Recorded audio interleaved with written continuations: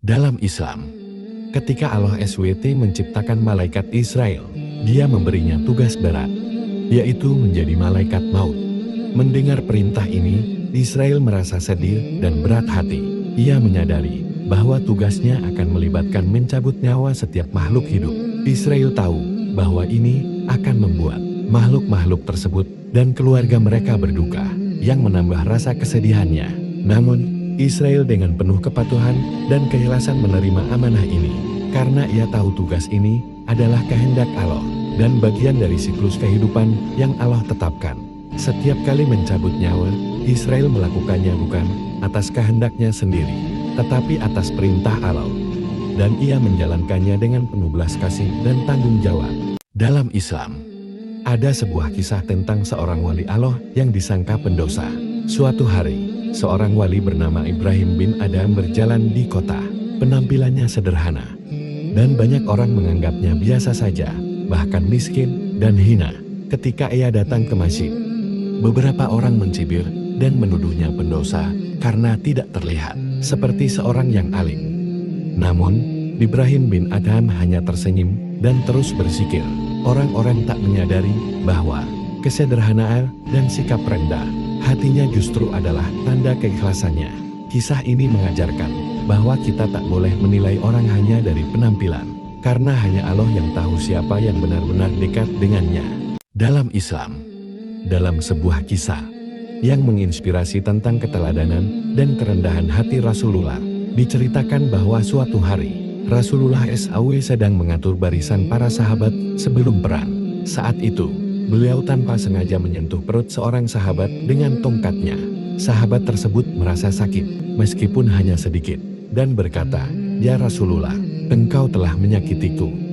Rasulullah dengan penuh keadilan menawarkan agar sahabat itu membalas menyentuhnya sebagai tebusan. Sang sahabat pun berkata, "Aku ingin menyentuh langsung kulitmu, ya Rasulullah." Rasulullah pun menyingkap pakaiannya, dan sahabat itu malah memeluk beliau sambil mencium tubuh beliau dengan senyum. Sang sahabat berkata bahwa ia sebenarnya hanya ingin memeluk Rasulullah. Kisah ini menunjukkan betapa adil dan rendah hatinya Rasulullah SAW. Dalam Islam, seorang penjual butai yang tinggal di kota Madinah dikenal sebagai sosok yang ikhlas dan tawakal. Meski tidak bisa melihat, ia tetap berjualan kurma setiap hari. Setiap kali ada pembeli, ia selalu berkata, "Ambillah kurma yang kau butuhkan. Letakkan uang sesuai harga kurma itu di depanku." Orang-orang seringkali menaruh uang yang lebih dari harga kurma sebagai bentuk penghargaan. Namun sang penjual tidak pernah memeriksanya. Ia percaya bahwa rezeki sudah diatur oleh Allah, dan kejujuran itu amat penting baginya. Suatu hari, seorang sahabat bertanya, "Bagaimana kau tahu orang-orang tidak menipumu?" Sang penjual menjawab, "Aku tidak perlu tahu, karena aku berjualan bukan untuk dunia, tapi untuk mencari ridha Allah." Dalam Islam, ada riwayat yang menjelaskan alasan Nabi Musa tidak berbicara dengan jelas atau sedikit mengalami kesulitan dalam berbicara. Dikisahkan bahwa ketika Nabi Musa masih bayi, Firaun melihatnya dan merasa khawatir bayi ini akan menjadi ancaman. Untuk mengujinya, Firaun menyiapkan dua pilihan, bara api dan emas. Bayi Musa dengan izin Allah memilih bara api dan memasukkannya ke dalam mulutnya. Akibatnya, lidahnya terbakar, yang menyebabkan sedikit kesulitan dalam berbicara. Inilah sebabnya, ketika diutus oleh Allah, Nabi Musa memohon, "Rabbi, lapangkanlah dadaku dan lancarkanlah lidahku." Ki-Estaha 25:27. Dalam Islam, ketika orang menganggap kita jahat atau berniat buruk, ini sebenarnya bisa menjadi ujian atau pembelajaran bagi kita. Allah sering menguji hati dan niat kita melalui pandangan atau prasangka orang lain. Jika kita tetap sabar, tidak membalas dengan kebencian, dan terus memperbaiki diri, ini menjadi bukti ketulusan hati kita di hadapan Allah. Rasulullah SAW juga sering menghadapi prasangka buruk dari orang-orang. Namun beliau selalu membalas dengan kebaikan dan kesabaran. Jadi, anggaplah prasangka buruk dari orang lain sebagai kesempatan untuk memperbaiki diri, mendapatkan pahala, dan menunjukkan akhlak Islam yang mulia. Dalam Islam, Fatimah Zahra putri Nabi Muhammad SAW, dikenal sebagai wanita mulia yang penuh kasih dan bijaksana. Di saat-saat terakhir hidupnya, Fatimah memberikan wasiat yang tulus kepada suaminya, Ali bin Abi Thalib. Dengan penuh kelembutan, ia menyampaikan pesan cinta, kesabaran, dan tanggung jawab yang mendalam.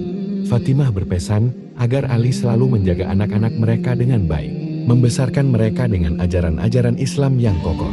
Ia juga memohon agar Ali selalu berbuat baik kepada orang-orang di sekitarnya dan tetap rendah hati. Wasiat ini bukan hanya sebagai pesan perpisahan, tapi juga sebagai panduan hidup yang mencerminkan cinta dan pengorbanannya.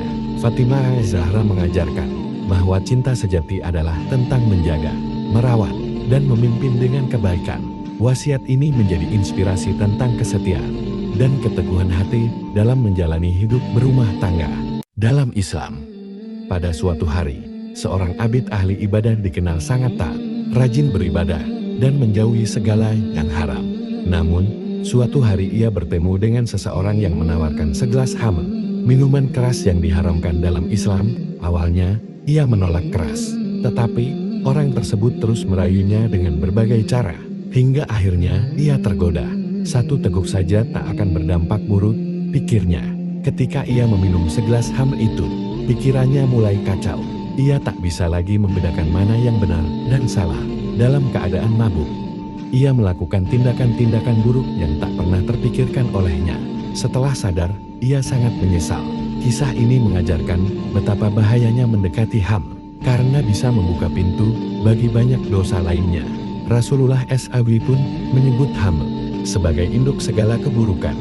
Dalam Islam, kisah Ashabul Kahfi menceritakan sekelompok pemuda beriman yang hidup dalam masyarakat penyembah berhala.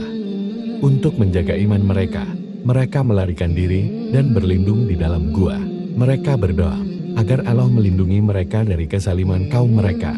Dengan izin Allah, mereka tertidur di dalam gua itu selama 309 tahun. Ketika mereka terbangun, dunia sudah berubah, dan keimanan kepada Allah telah menyebar luas.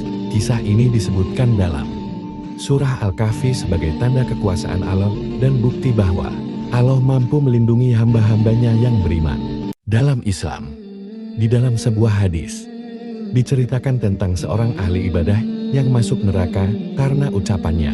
Ada seorang wanita yang rajin beribadah, namun ia suka merendahkan orang lain.